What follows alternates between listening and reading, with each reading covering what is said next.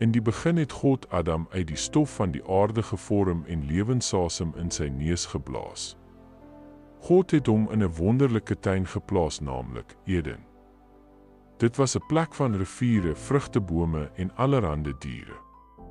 Hier in die hart van die skepping het Adam vrylik geleef onder die liefdevolle sorg van God. Maar God het gesien dat Adam 'n metgesel nodig gehad het. Hy het uit Adam se sy 'n vrou gevorm, genaamd Eva, volmaak en pragtig, geskape om sy maat te wees. Saam het hulle deur die tuin gewandel, sonder skaamte of sonde, gelukkig en vry. In die middel van die tuin het God 'n besondere boom geplant, die boom van kennis van goed en kwaad. God het gesê, hulle mag van enige boom eet, behalwe van daardie een. Soms het Adam en Eva verby die boom geloop.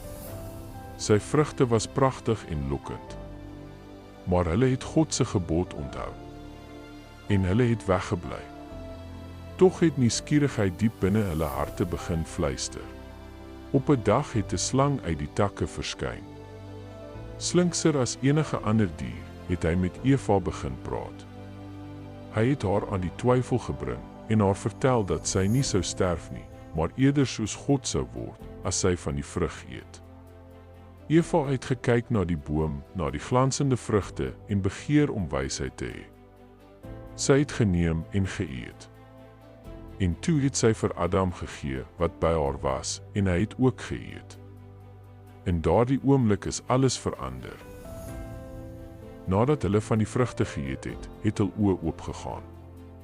Vir die eerste keer het hulle gesien dat hulle naak was en skaamte het hul harte oorweldig.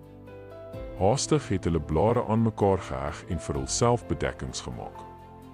Toe hulle die voetstappe van God in die tuin hoor, het vrees oor hulle gekom en hulle het weggekruip tussen die bome. Hulle onskuld was verby. God het Adam geroep en hom gevra waar hy was. Bewend van vrees het Adam na vore getree. Maar in plaas daarvan om sy sonde te bely, het hy die skuld verskuif. Hy het sy hand uitgestrek en na Eva gewys, die vrou wat God vir hom gegee het. Eva, met trane blink in haar oë, het op haar beurt na die slang gewys. Sy het gesê dat die slang haar bedrieg het en daarom het sy geëet.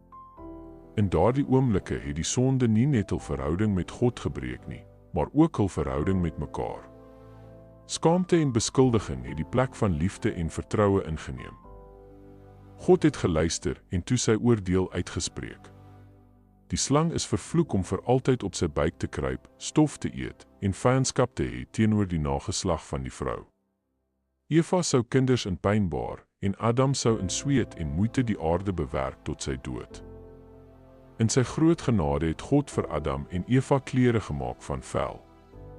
Daadwerklike daad van liefde en omgee, selfs in hul straf. Toe het hy hulle uit Eden gestuur, weg van die boom van die lewe.